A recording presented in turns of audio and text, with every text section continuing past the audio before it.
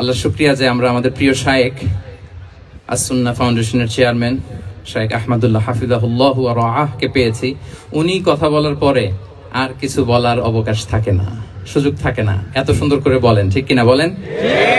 রবিউল আউয়াল মাস, এটা মিলাদুন নবীর মাস, সিরাতুন নবীর মাস, বিষ্ণু ইসা ইসলামের সিরাত আলোচনার মাস। পুরো মাস জুড়ে আমরা বিষ্ণু ইসা ইসলামের আসিরা আল আতেরা, বরকতময় সিরাত নিয়ে, মিলাদ নিয়ে আমরা আলোচনা করে থাকি। তো আজকের এই সন্ধ্যায় আমি বিষ্ণু ইসা ইসলামের সিরাত থেকে ছোট্ট একটা টপিক নিয়ে অল্প কয়েক মিনিট কথা বলবো ইনশাআল্লাহ। এবং আমি আশা রাখবো এখন যেমনি আপনারা ঠিক চুপচাপ নীরব হয়ে বসে আছেন মাগরিবের আজান পর্যন্ত, শেষ পর্যন্ত আপনারা ঠিক এভাবেই বসে আমাদেরকে সাহায্য করবেন, কোঅপারেশন করবেন। প্রিয় ভাইরা, যে টপিকটি আমি চুজ করেছি আপনাদের জন্য আজকের এই কনভেনশনে বা কনফারেন্সে, সেটা হচ্ছে আমাদের প্রিয় নবী বিশ্বনবী মুহাম্মদ রাসূলুল্লাহ সাল্লাল্লাহু আলাইহি ওয়াসাল্লামের আচরণ কেমন ছিল। কেমন ছিল আমার প্রিয় নবীজির আচরণ? তিনি মানুষের সাথে কেমন আখলাকে, কেমন ব্যবহার তিনি করতেন, কেমন ডিলিংস করতেন, তার ইন্টারাকশন গুলো মানুষের সাথে কেমন ছিল, তার আচরণ কেমন ছিল, এই টপিকে আমরা কথা শুনবো। আমরা যদি কোরআনকে জিজ্ঞেস করি যে কোরআন, তুমি বলো তো বিষ্ণু ইসা ইসলামের আচরণ কেমন ছিল, আমার নবীর আখলাক কেমন ছিল, ব্যবহার কেমন ছিল, কোরআন খুব প্রিসাইজলি আমাদেরকে জানায় এবং বলে যে ওয়া ইন্নাকা লাআলা খুলুকিন আযীম, and verily you are on a very good standard of character। এর অর্থ হচ্ছে, নবী হে, নিশ্চয়ই আপনি নৈতিক চরিত্রের সর্বোচ্চ মানের উপর প্রতিষ্ঠিত। সুবহানাল্লাহ। চারিত্রিক মাধুর্যতা, চারিত্রিক নির্মলতা, উন্নত চরিত্র, সর্বোত্তম চরিত্র বলতে আমরা যা বুঝাই তার সবটা দিয়ে আল্লাহ তাআলা বিষ্ণু ইসা ইসলামের চরিত্রকে নির্মাণ করেছেন। বিষ্ণু ইসা ইসলাম মাথার চুল থেকে পায়ের নখ পর্যন্ত একটা কলমের কালির ডট ফেলার ক্ষমতা বিশ্বের কারণে, ঠিক কিনা বলেন? এজন্য আল্লাহ বলছেন ওয়া ইন্নাকা লাআলা খুলুকিন আযীম, নৈতিক চরিত্রের সর্বোচ্চ স্ট্যাটাস, সর্বোচ্চ মানে আপনি নবী হয়ে প্রতিষ্ঠিত। এবং তিনি বলতেন ওয়া ইন্নামা বুইসতু লিউতাম্মিমা মাকারিমাল আখলাক, আমি উত্তম আচরণের পূর্ণতা দান করার জন্য এই পৃথিবীতে এসেছি। উত্তম চরিত্রের পূর্ণতা দিতে, চারিত্রিক পূর্ণতা দিতে, বিশ্ববাসীকে উত্তম চরিত্র শিখাবার জন্য এই পৃথিবীতে এসেছি। বিষ্ণু ইসা ইসলামের চরিত্রের চাইতে সুন্দর চরিত্র এই পৃথিবীতে কারো কি হতে পারে? না। আমরা তো আমাদের নেতাদের চরিত্রের ব্যাপারে বলি, আমার নেতার চরিত্র ফুলের মতো।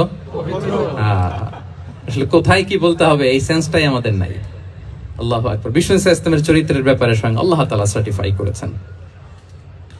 এবং আম্মা জান আয়েশা রাদিয়াল্লাহু তাআলা আনহাকে যখন জিজ্ঞেস করা হতো যে হে আম্মা, আপনি বলেন তো আমাদের নবীজির চরিত্র কেমন ছিল, কাইফা কানা খুলুকু রাসূলিল্লাহ, কেমন ছিল নবীর চরিত্র, সাহাবারা বড্ড আগ্রহ নিয়ে জিজ্ঞেস করতেন।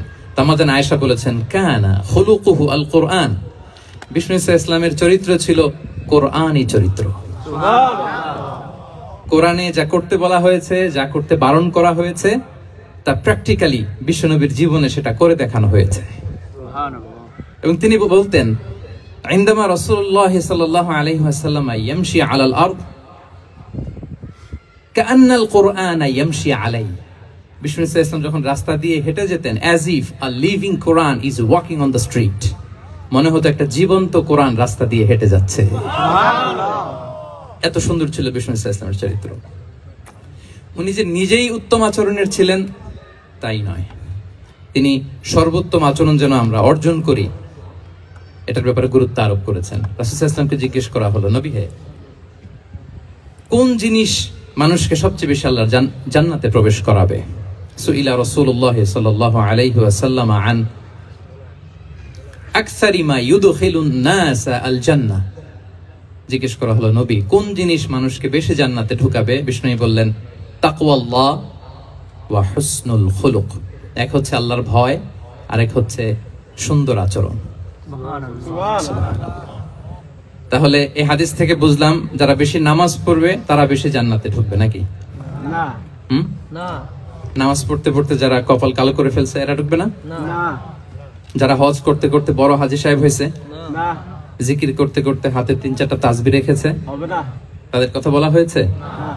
এগুলো নিঃসন্দেহে অনেক বড় আমল, কিন্তু সবচাইতে বেশি জান্নাতে প্রবেশ করাবে যে আমল, বিষ্ণু বললেন এক হচ্ছে আল্লাহর ভয়, আরেক হচ্ছে সর্বোত্তম আচরণ।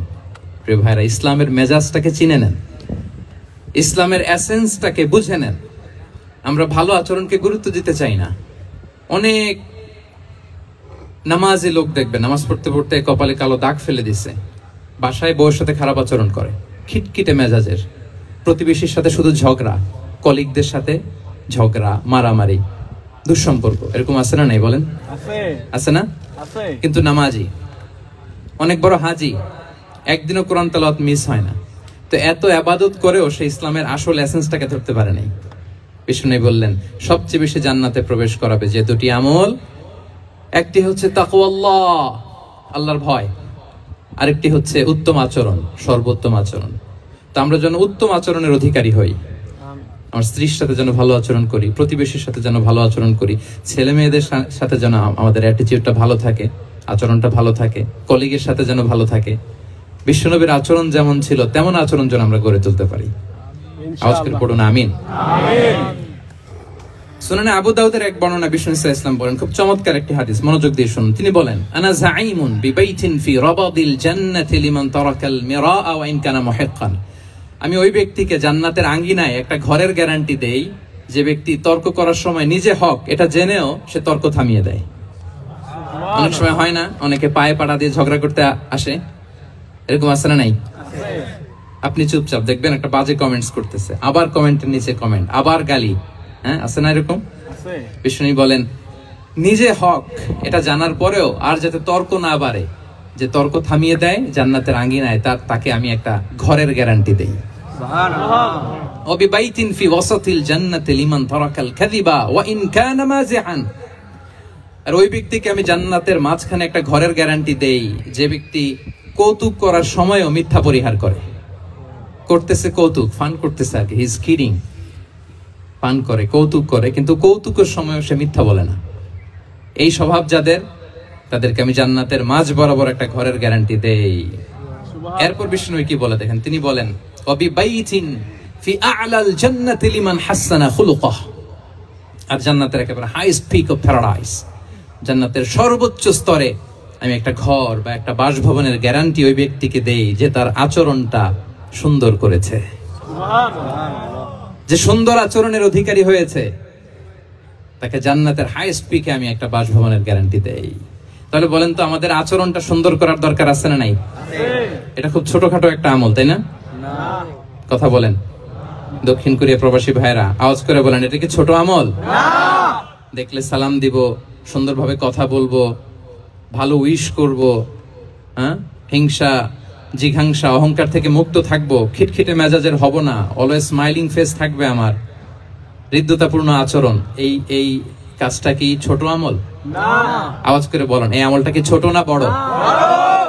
প্রিয় ভাইরা, বিষ্ণু ইসলাম সবার সাথে এরকম মাধুর্যতাপূর্ণ আচরণ করতেন, ছোট থেকে বড়, নারী থেকে পুরুষ, বন্ধু থেকে শত্রু, সবার সাথে সুন্দর আচরণ করতেন। এবং তার এই চমৎকার আচরণে মুগ্ধ হয়ে তার অনেক শত্রু মুহূর্তে তার বন্ধুতে পরিণত হয়েছে। তাহলে আসুন আমরা দেখি আমাদের প্রিয় নবীজির আচরণ কেমন ছিল। এটা ছিল ভূমিকা কথা, ইন্ট্রোডাক্টরি ডিসকাশন। এটা বুঝলে পুরো আলোচনা বুঝবেন। আলোচনার এই পর্যায়ে এসে আমি যতটুকু বললাম এটা সবার কাছে ক্লিয়ার না ভাইরা? প্রিয় নবীজির আচরণ কেমন ছিল এটা নিয়ে আমরা শুনবো। শুরুতেই আমরা দেখি যে শিশুদের সাথে বিষ্ণু ইসলাম কেমন আচরণ করতেন।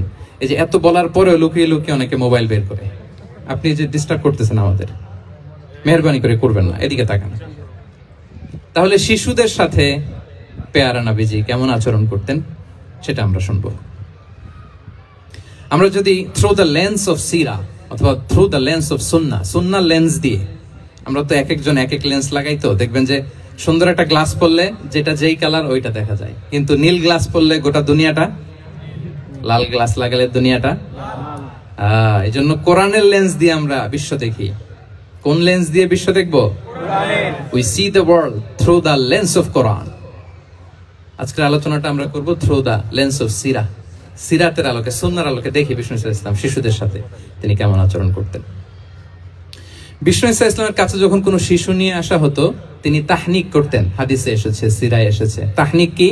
খেজুর চিবিয়ে খেজুরের মিষ্টি রস লালা সহ বাচ্চার মুখে লাগিয়ে দিতেন। আলেমদের কাছে, অনেক আলেমদের কাছে আসে, আমার কাছে অনেকে এসেছে বাচ্চাদেরকে নিয়ে, তো আমরা এই সুন্নাহর উপর আমল হিসেবে খেজুর চিবিয়ে এর রসটা মুখে ঢুকিয়ে দিয়েছি। বারাকা, বিষ্ণু ইসলামের বারাকা নেওয়ার জন্য আসতো ছোট্ট বাচ্চাদেরকে নিয়ে। মদিনায় যখন সাহাবারা হিজরত করলেন মক্কা থেকে, মুসলিমদের ঘরে সন্তান সন্ততি নাই, বাচ্চা কাচ্চা হয় না। ইহুদিরা টিটকারি করে, এই তো মুসলমানদের সন্তান নাই।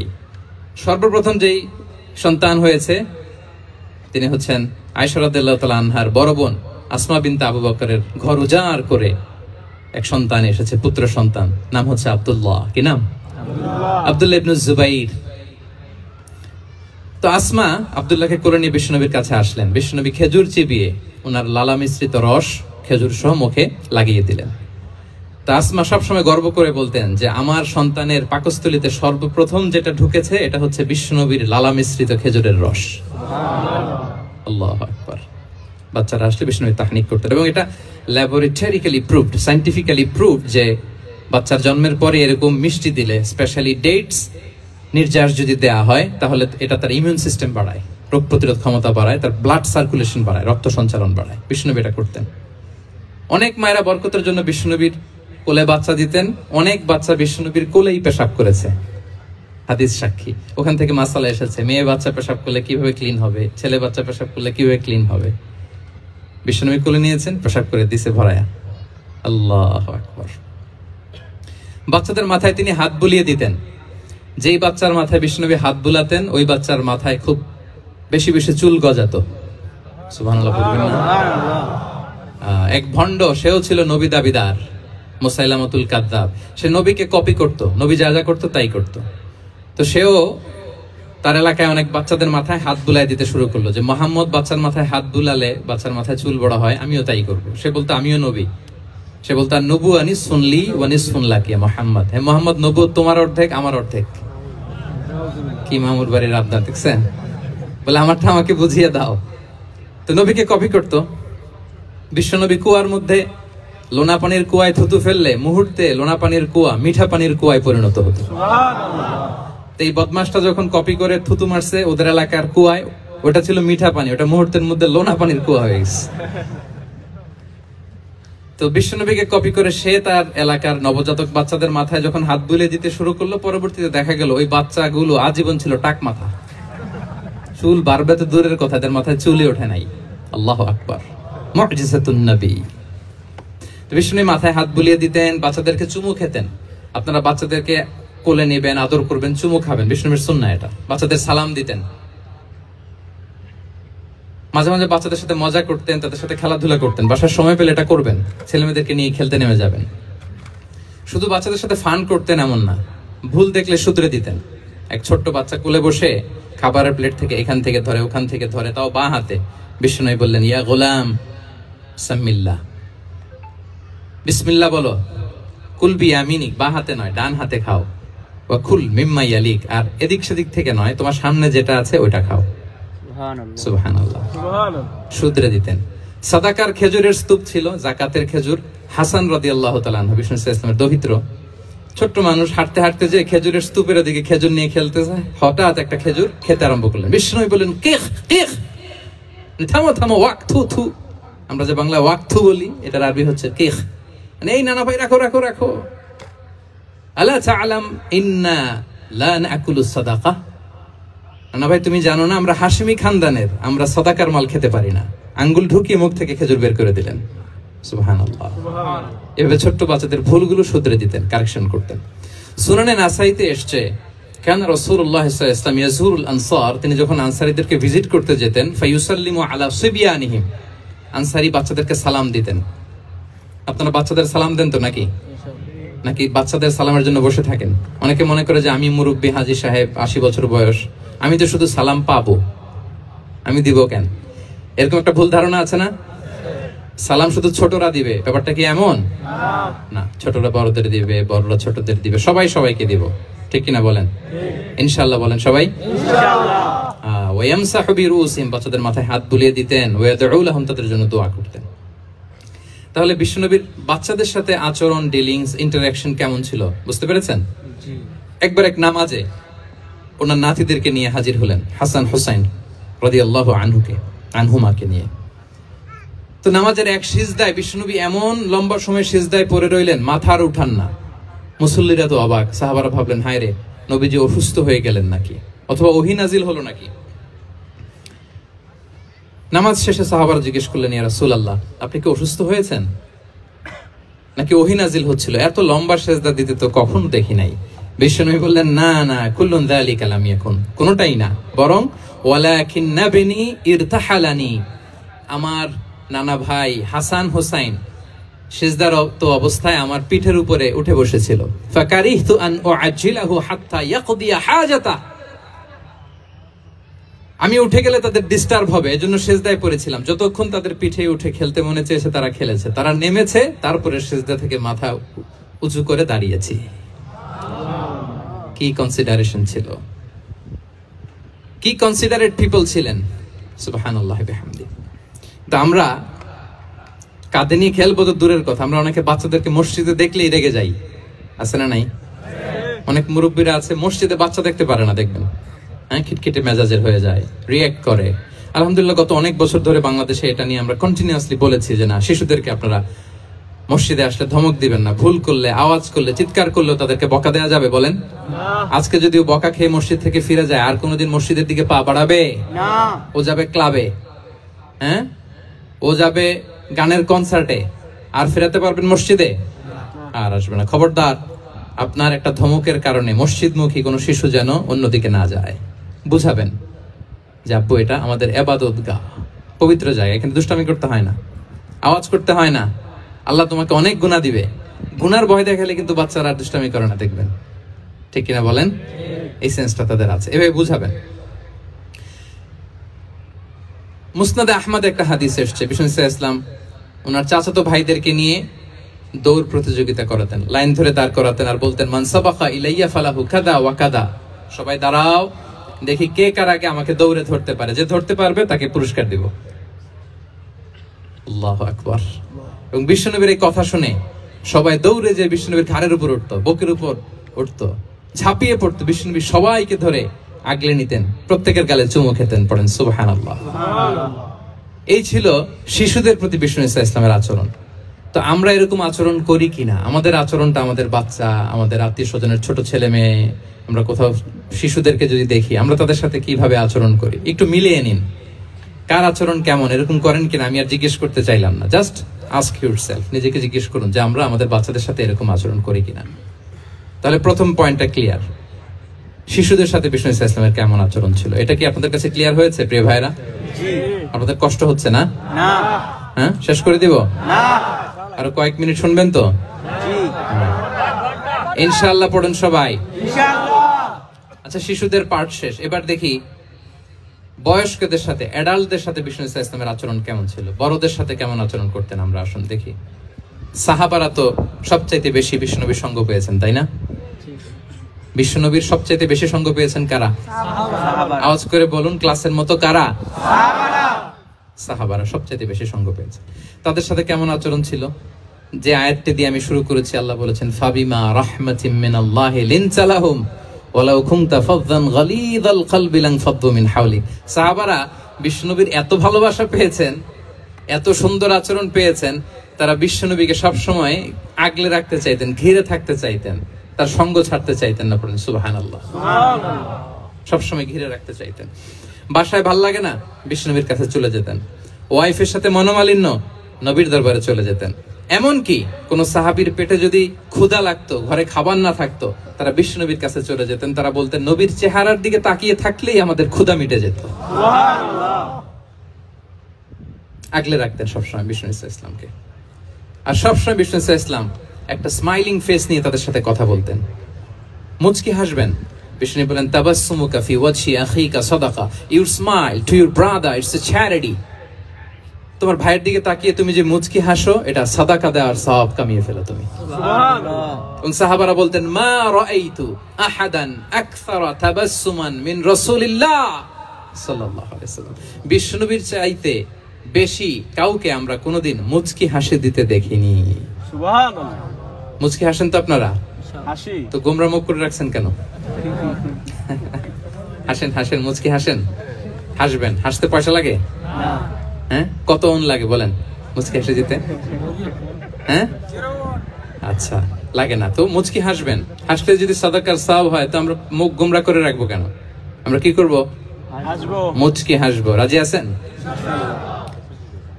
দেখবেন যিনি মুচকি হাসে তাকে সবাই পছন্দ করে, আর যিনি গোমরা মুখ থাকে তার দেখতে ভালো লাগে। আমার ভালো লাগে না, আপনাদের লাগে?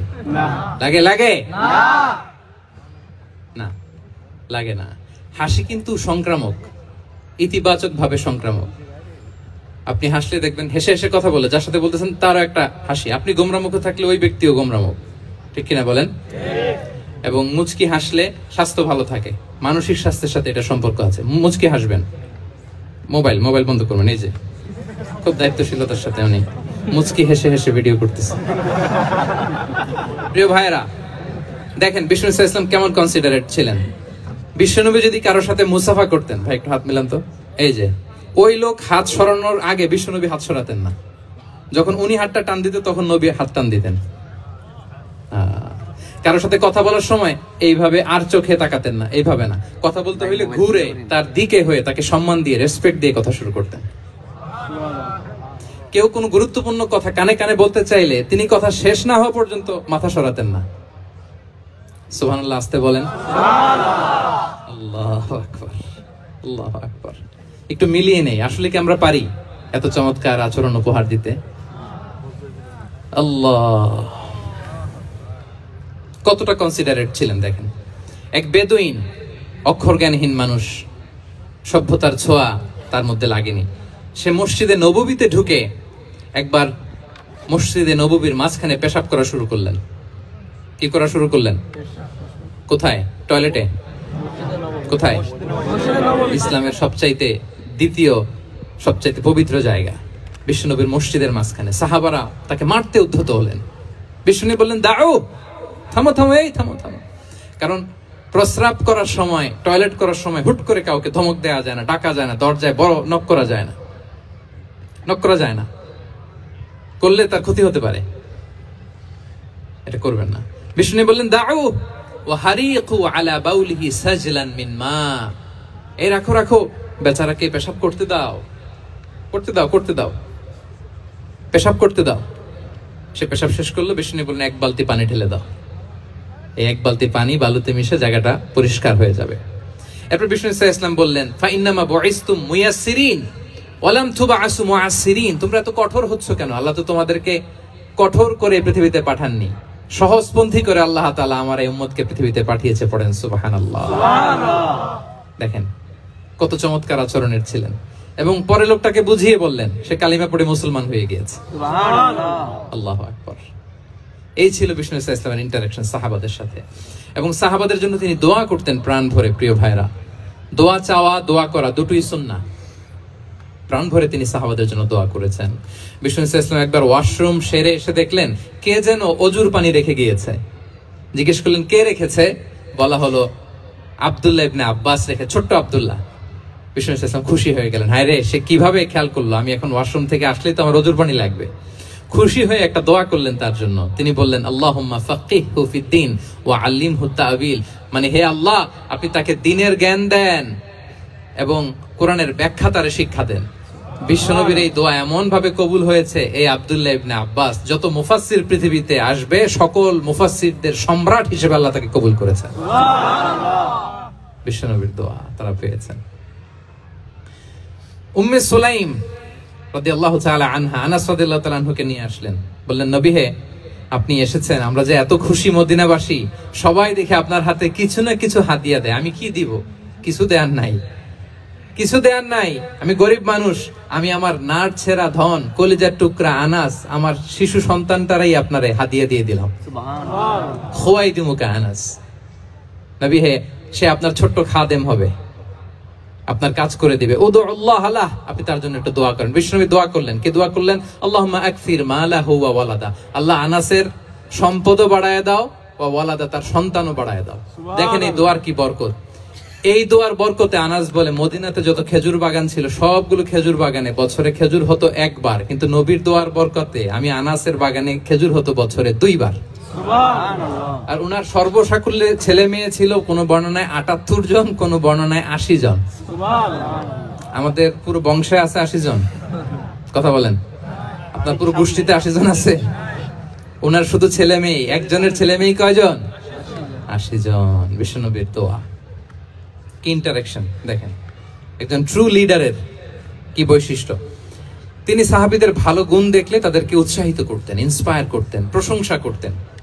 আবু মুসা আল-আশআরী রাদিয়াল্লাহু তাআলা আনহু তিনি রাত জেগে চমৎকার কণ্ঠে তেলাওয়াত করতেন। একদিন তার ঘরের পাশ দিয়ে বিশ্বনবী যাচ্ছিলেন, পরের দিন বললেন, আবু মুসা আমি কিন্তু তোমার কণ্ঠ শুনেছি, বড় সুরেলা গলা তোমার। লাকাদ উতিতা মিজমারান মিন মাজামিরি আলি দাউদ, দাউদ নবীর গলায় আল্লাহ যে সুরের ঝংকার দিয়েছেন, এই উম্মতের মধ্যে আল্লাহ তোমার গলায় সেই সুরের লহরী ঢেলে দিয়েছেন। সুবহানাল্লাহ। আচ্ছা বলেন, নবী যদি প্রশংসা করে যে তোমার তেলাওয়াতটা খুব সুমধুর হয়েছে, তার কেমন লাগবে বলেন তো? আচ্ছা নবী বাদ দেন, শাইখ আব্দুর রহমান আস-সুদাইস এসে যদি আপনারে বলে তোমার কণ্ঠটা তো বড় মিষ্টি, তোমার কণ্ঠ রেসাইটেশন তো বড় সুন্দর, কেমন লাগবে আপনার? আর স্বয়ং বিশ্বনবী যদি বলে, সুবহানাল্লাহ পড়বেন না? আল্লাহু আকবার। এইভাবে বিষ্ণু ইসলাম সাহাবাদেরকে উৎসাহিত করতেন। মাঝে মাঝে প্রশ্ন করতেন, তাদের অ্যাটেনশন গ্রো করার জন্য তিনি প্রশ্ন করতেন।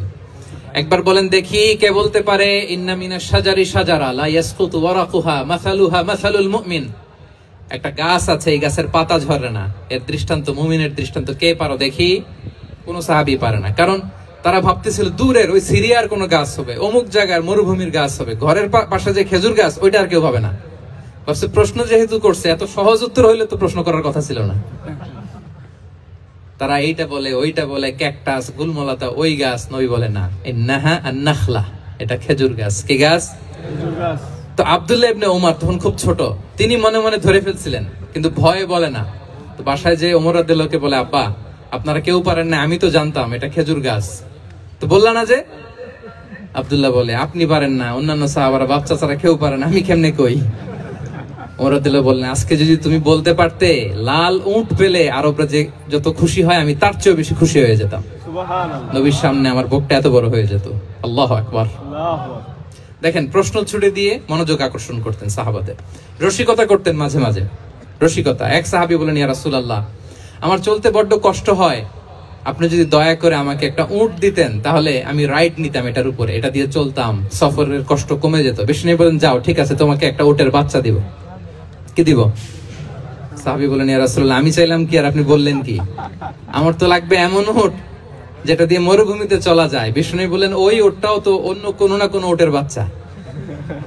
সুবহানাল্লাহ পড়বেন না? সুবহানাল্লাহ। ছোট্ট কথা, দেখেন কি রসিকতা, কি সেন্স অফ হিউমার। সুবহানাল্লাহ। সাহাবীদের সাথে এক কাতারে মিশে কাজ করতেন, নিজ হাতে সাহাবীদের সাথে মিশে কি করেছেন? মসজিদে নববী নির্মাণ করেছেন। পঞ্চম হিজরিতে নিজে মরুভূমির বালু খনন করে পেটে পাথর বেঁধে পরীক্ষা খনন করেছেন সাহাবীদের সাথে। True leader. শুধু তাই নয়, সাহাবারা ভালো পরামর্শ দিলে সেটা অ্যাকসেপ্ট করতেন। আমাদের মধ্যে অনেকের একটা ইগোইস্টিক ঝামেলা আছে, বাড়ির কাজের মেয়ে বলছে, কাজের ছেলে বলছে, এই আমার স্টাফ বলছে, এটা আমি কেন শুনবো? এরকম একটা মেন্টালিটি অনেকের আছে না নাই? অনেক সময় তাদের মধ্য থেকেও ভালো পরামর্শ আসতে পারে না? বলেন পারে কিনা? বিশ্বনবী দেখতেন, কেউ ভালো পরামর্শ দিলে সেটা পিক করতেন, নিয়ে নিতেন। বদরের যুদ্ধে মুসলিম সৈন্যরা কোথায় ক্যাম্প করবে, বিশ্বনবী হঠাৎ একটা জায়গায় ক্যাম্প স্থাপনের নির্দেশনা দিলেন। হাব্বাব ইবনুল মুনজির রাদিয়াল্লাহু তাআলা আনহু তিনি বললেন, ইয়া রাসূলুল্লাহ, অনুমতি দিলে একটা কথা বলবো। কি কথা? এই যে আপনি ক্যাম্প স্থাপন করলেন এখানে, এটা কি আল্লাহর আদেশে না আপনার ইচ্ছায়? নবী বললেন, আমার ইচ্ছা, এটা আল্লাহর আদেশ নয়। বিষ্ণু বললেন, তাহলে ঠিক হয় নাই, লোকেশন সিলেকশন ঠিক হয় নাই, তাহলে কোথায়? হাব্বাব বললেন, ইয়া রাসূলুল্লাহ, ওই যে কূপ দেখা যায় ওখানে, দ্যাটস আওয়ার লোকেশন, ওখানে করলে ভালো হবে। কেন? বলতেছে, আমরা ওখানে ব্যারিকেড দিয়ে রাখবো, পানি আমাদের কন্ট্রোলে থাকবে, কুরাইশরা পানির অভাবে যুদ্ধ ছাড়াই মরবে, আমরা পানি খেয়ে যুদ্ধ করবো। সুবহানাল্লাহ বলেন। বিষ্ণু সাথে সাথে হাব্বাবের কথা মেনে নিলেন, বলে যে না, আমি যে ডিসিশন দিয়েছি সৈন্যদের মধ্যে আবার ছড়িয়ে দাও, we should change our location. আল্লাহু আকবার। তাহলে সাহাবাদের সাথে ইন্টারেকশন কি ফ্র্যাঙ্কলি, কি ওপেন মাইন্ডেড। সুবহানাল্লাহ বিহামদি। তাহলে শিশুদের সাথে গেল, বড়দের সাথে, সাহাবাদের সাথেও গেল। আপনারা উঠতেছেন কেন ভাইয়েরা? আসর পড়েন নাই? কাজা হয়ে যাবে নামাজের জন্য? হ্যাঁ, উঠবেন না মেহরবানি করে, অল্প কয়েক মিনিট, কেউ উঠবেন না। লম্বা সময় তো ওয়াশরুমের ব্যাপার থাকে, অনেকের হয়তো আবার নামাজ ছুটে গিয়েছে। আল্লাহ। আচ্ছা, 3 নম্বরে স্টাফের সাথে, কর্মচারীর সাথে, সেবকের সাথে বিষ্ণু ইসলাম কি আচরণ করেছেন। বিষ্ণু ইসলামের অনেক খাদেম ছিল, সিরাতে এসেছে।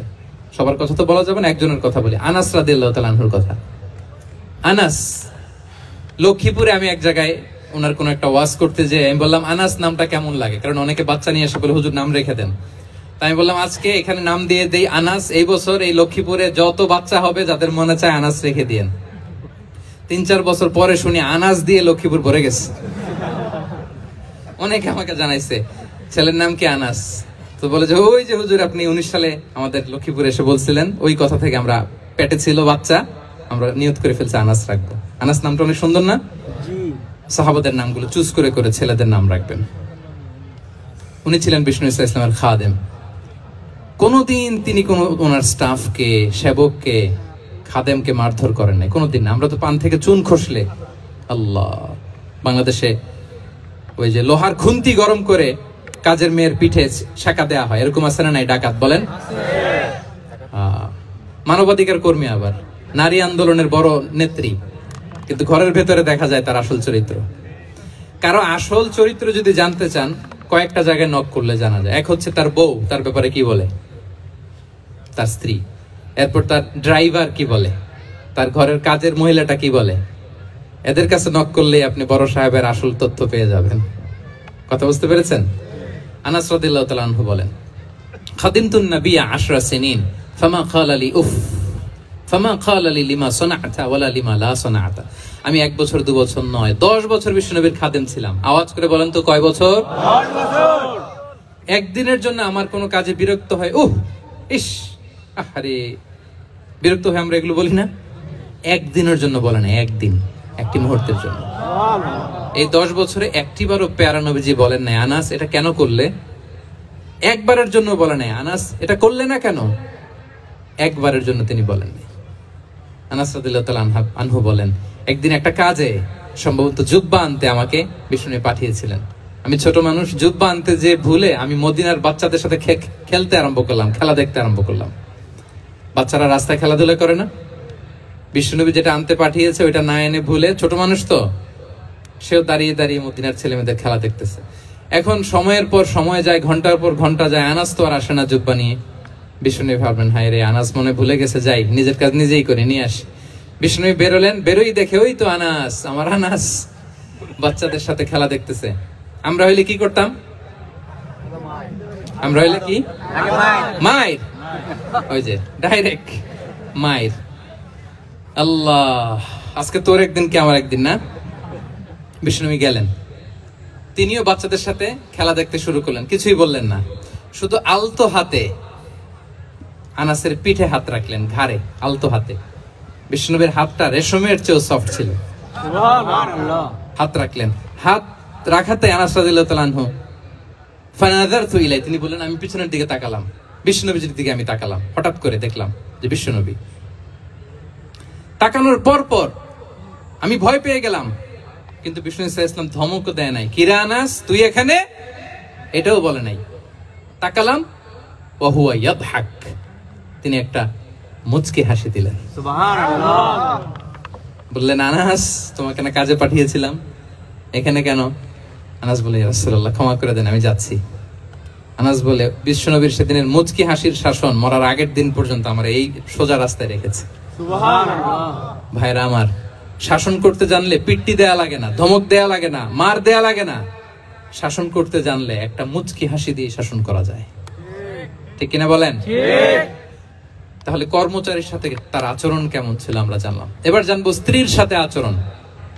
স্ত্রী যার সাথে আমার সম্পর্ক খুবই গভীর, খুবই মজবুত, তার সাথে কেমন আচরণ ছিল। সিরাতে অনেক কথা এসেছে, আমাদের সময় নেই, সংক্ষেপে বলি। স্ত্রীদের তিনি আগে সালাম দিতেন, মসজিদ থেকে ঘরে পৌঁছে দিতেন, ঘরের কাজে সহযোগিতা করতেন, ওঠে ওঠার সময় হেল্প করতেন, মাঝে মাঝে স্ত্রীদের পরামর্শও নিতেন। আপনারা এগুলো করেন তো? করেন? এই যে আওয়াজ নাই, পেছনে কিন্তু ভাবিরা বসে আছে সবাই, উল্টা বললে এখানে উইটনেস আছে, খবর আছে আজকে। এগুলো করেন? করেন? হ্যাঁ, করতে হবে, করতে হবে। বিষ্ণু ইসলাম নিজ হাতে ঘরে উটের দুধ দহন করতেন, রুটি সেকা দিতেন, কাপড় সেলাই করতেন, এই কাজগুলো করতেন। এবং আম্মা জান আয়েশা রাদিয়াল্লাহু তাআলা আনহাকে এত ভালোবাসতেন, তিনি বলেন আমি গোশত খেয়ে ওইটার হাড্ডিটা রেখে দিলে বিশ্বনবী আমার খাওয়া হাড্ডিটা নিয়ে আবার চষতে শুরু করতেন। আমি গ্লাসের যেখান দিয়ে পানি খেতাম, পেয়ালার খুঁজে খুঁজে বিশ্বনবী ওই জায়গায় ঠোঁট লাগিয়ে পানি খেতেন। মাইমুনা রাদিয়াল্লাহু তাআলা আনহা বলেন যে আমি আর বিশ্বনবী এক বালতি থেকে মগ দিয়ে পানি নিয়ে দুজনে গোসল করেছি। সুবহানাল্লাহ, একটু আস্তে বলেন। আল্লাহু আকবার, কি চমৎকার আচরণ। এবং স্ত্রীদের নিয়ে তিনি সফর করতে বেরোতেন।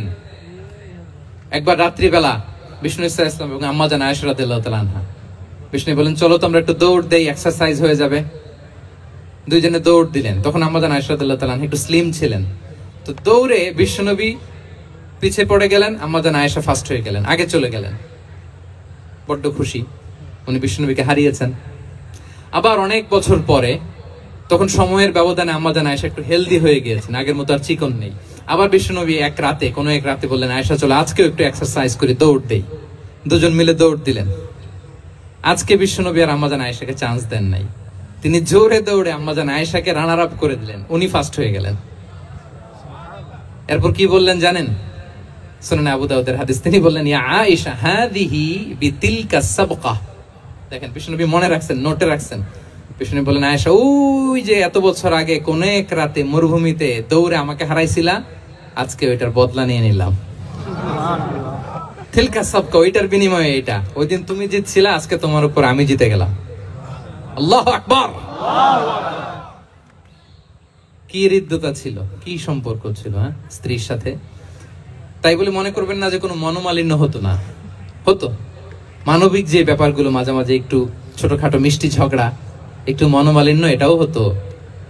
এবং বিশ্বনবী এটাও টের পেতেন। তিনি বলতেন আয়েশা ইন্নী লা আ'লামু ইযা কুনতি আলাইয়া গাদবা ওয়া ইযা কুনতি আলাইয়া রাদিয়া। আয়েশা, কখন তুমি আমার উপর রেগে থাকো আর কখন খুশি থাকো সবটাই কিন্তু আমি টের পাই।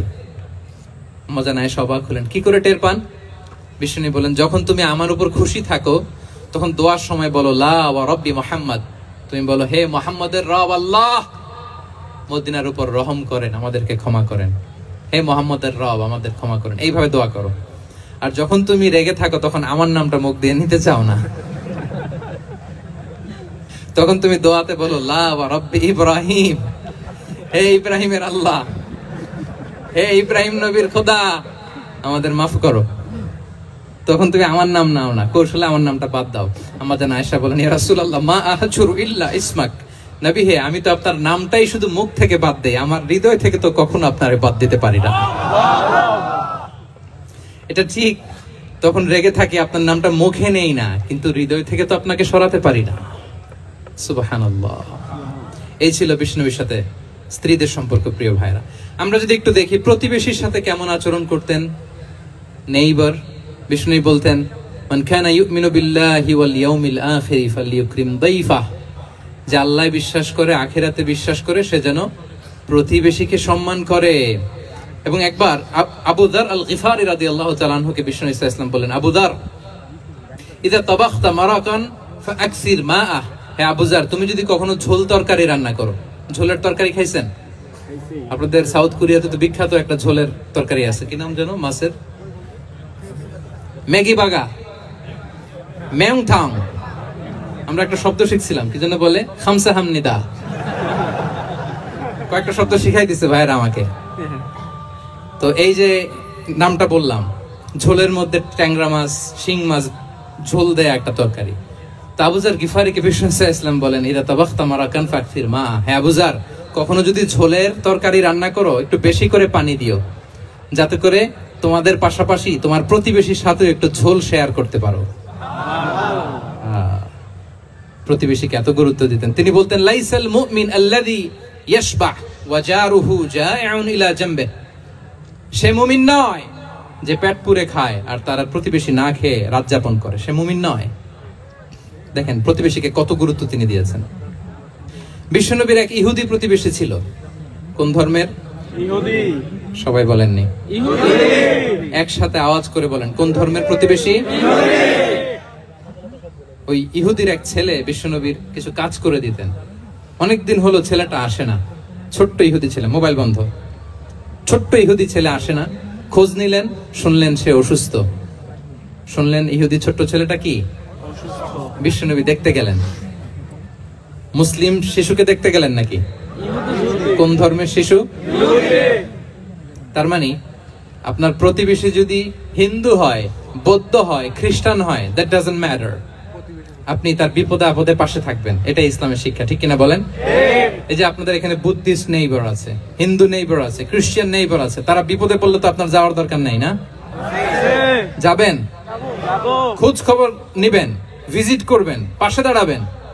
আপনি যে তাদের খোঁজ খবর নিতেছেন, মুসলিম হয়েও আপনি এত চমৎকার আচরণের, এটা দেখেই অনেকে কালিমা পড়ে মুসলমান হয়ে যাবে। এটাই তো দ্য বিউটি অফ ইসলাম, ইসলামের সৌন্দর্য।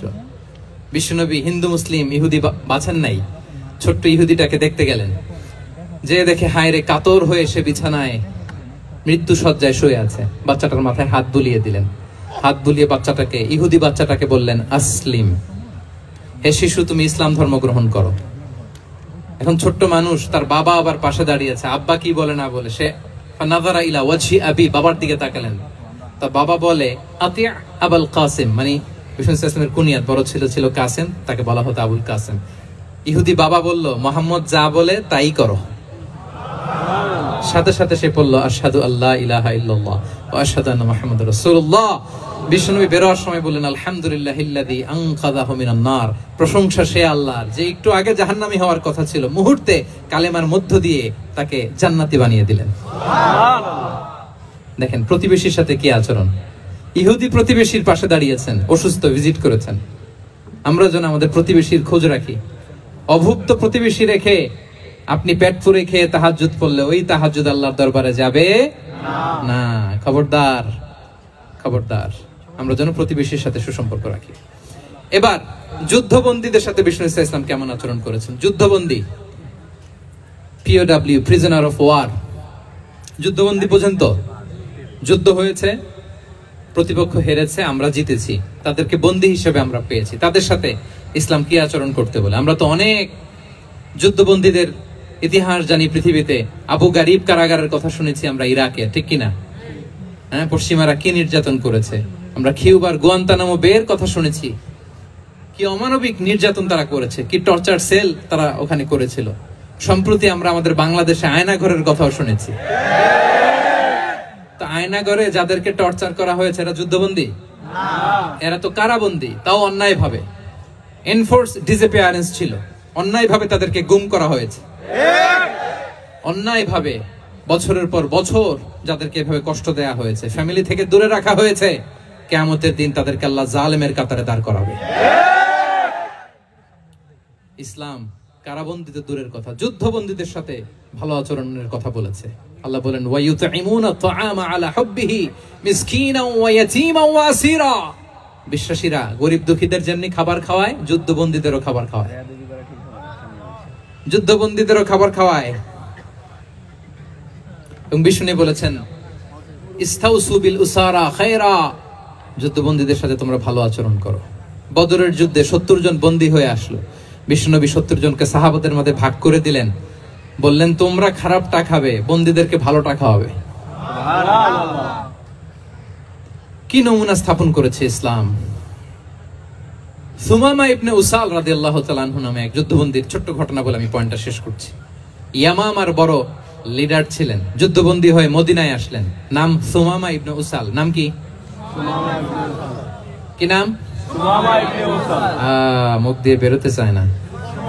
ইন্ডিয়ান নায়ক একটাও বাদ নাই, সব মুখস্থ নায়ক নায়িকা। সুমামা ইবনে উসাল রাদিয়াল্লাহু তাআলা আনহু তখন মুশরিক ছিলেন, বন্দী করে আনা হলো। ব্যাপার কি? হাত দেখাচ্ছেন কারে? হ্যাঁ, ক্যামেরা ছিল। সুমামা ইবনে উসাল রাদিয়াল্লাহু তাআলা আনহু বন্দী হয়ে আসলেন। খুব চমৎকার ঘটনা, খেয়াল করে শুনুন, আর 2-1 মিনিট আলোচনা শেষ করে দিবে। এদিকে তাকান। সুমামা ইবনে উসালকে যুদ্ধবন্দী হিসেবে আনা হলো। তাকে মসজিদে নববীর পিলারের সাথে রশি দিয়ে বাঁধা হলো।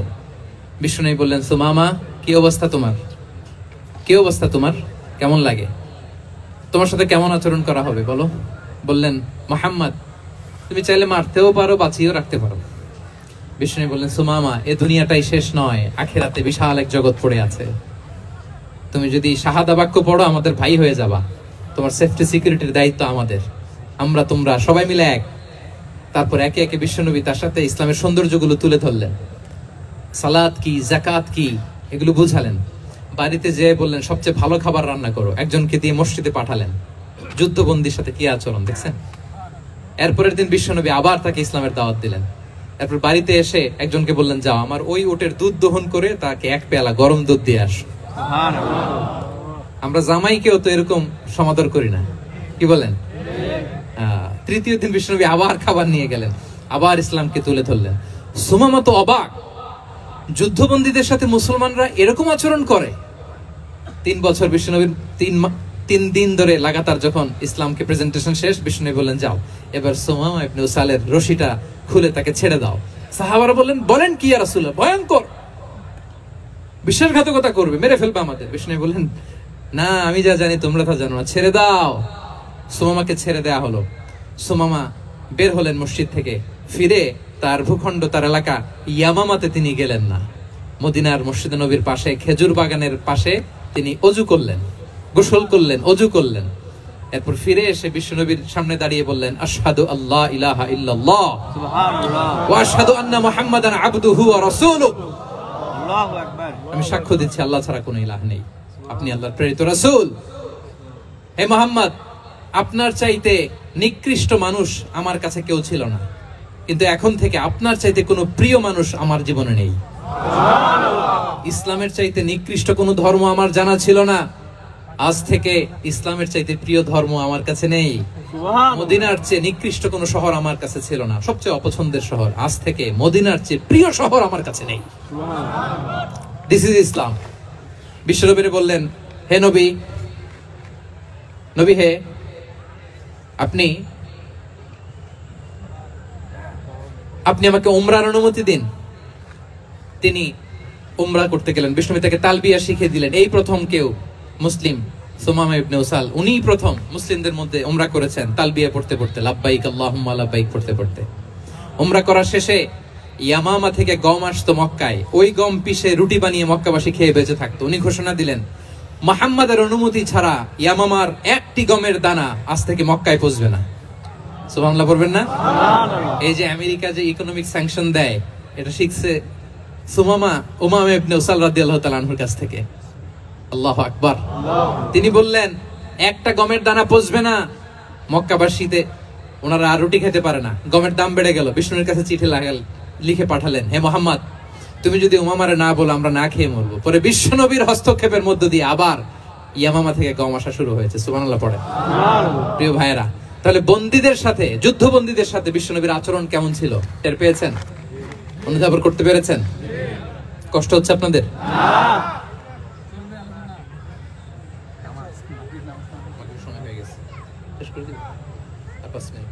জি, মাগরিবের সময় হয়ে গেছে, আমরা এখনই শেষ করছি। প্রিয় ভাইয়েরা, ভিক্ষুকের সাথে তিনি কি আচরণ করতেন দেখেন। বিশ্বনবী, আর 2-1 মিনিট মিস করবেন না, এই 2-3 মিনিট এদিক সেদিক তাকাবেন না।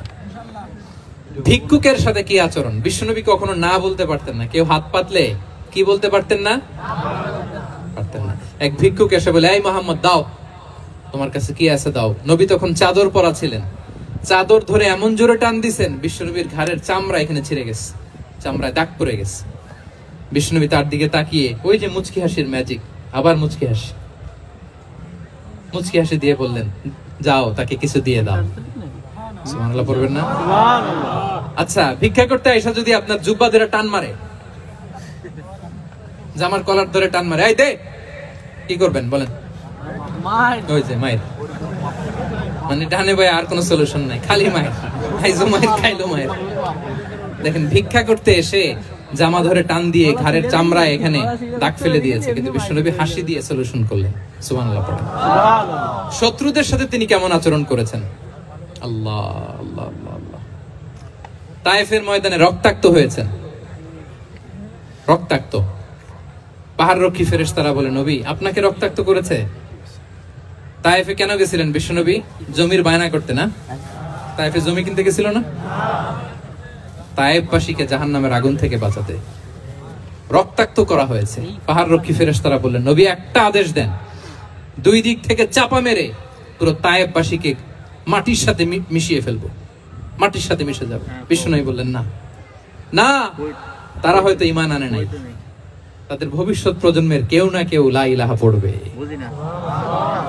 কেউ না কেউ লা ইলাহা জপবে। তাই হয়েছে। তায়েফে যদি যান, আল্লাহু আকবার, মসজিদ আর মসজিদ, শান্তি আর শান্তি। আল্লাহু আকবার করে হে রাসূল, তোমাকে ভুলি আমি কেমন করে। আল্লাহু আকবার। উহুদের ময়দানে দাঁত শহীদ হয়েছে, রক্তাক্ত হয়েছে, হেলমেট ভেঙে কপালে পাথর ঢুকেছে। ফেরেশতারা বললেন, আদেশ দেন উহুদ পাহাড় তাদের ঘাড়ের উপরে বসিয়ে দেয়। বিষ্ণু বললেন না, বিষ্ণু বললেন না, আল্লাহুম্মা হদি কওমি ফাইন্নাহুম লা ইয়ালামুন। আল্লাহ আমার কওমকে ক্ষমা করে দেন, ওরা বুঝে নাই। দেখেন, শুধু ক্ষমাই চান নাই যে আল্লাহ ওদেরকে মাফ করে দেন, ওদের হয়ে কৈফিয়ত দিয়েছেন আল্লাহকে, এক্সকিউজ দিয়েছেন। আল্লাহ কেন কেন ক্ষমা করবেন? কারণ ওরা বুঝে নাই। এক্সকিউজ দিয়েছেন, তাদের হয়ে কৈফিয়ত দিয়েছেন। এই ছিল শত্রুদের সাথে বিশ্বনবীর আচরণ। যুদ্ধের ময়দানে ঘোষণা দিতেন, খবরদার ওদের নারীদের গায়ে হাত দিবে না, শিশুদের গায়ে হাত দিবে না, গবাদি পশু মারবে না, কোন পাদ্রীর গায়ে হাত দিবে না। গোটা বিশ্বের কেউ, কোন যুদ্ধের সেনাপতি যুদ্ধের ময়দানে এমন মানবতা দেখাতে পারে না। চিল্লায় বলেন ঠিক কিনা? অষ্টম হিজরিতে মক্কা বিজয়ের দিন থারথার করে কাঁপছিল কুরাইশরা যে আজকে তো আমাদেরকে ক্যাপিটাল পানিশমেন্ট দিবে, ডেথ পেনাল্টি দিবে। বিষ্ণু বললেন না, লা তাসরিবা আলাইকুমুল ইয়াউম ইযহাবু ফাআনতুমুত তুলাকা। 4-5 জনকে তিনি শাস্তি দিয়েছেন, গণহারে শত শত হাজার হাজার পরিবারকে তিনি ক্ষমা করে দিয়েছেন।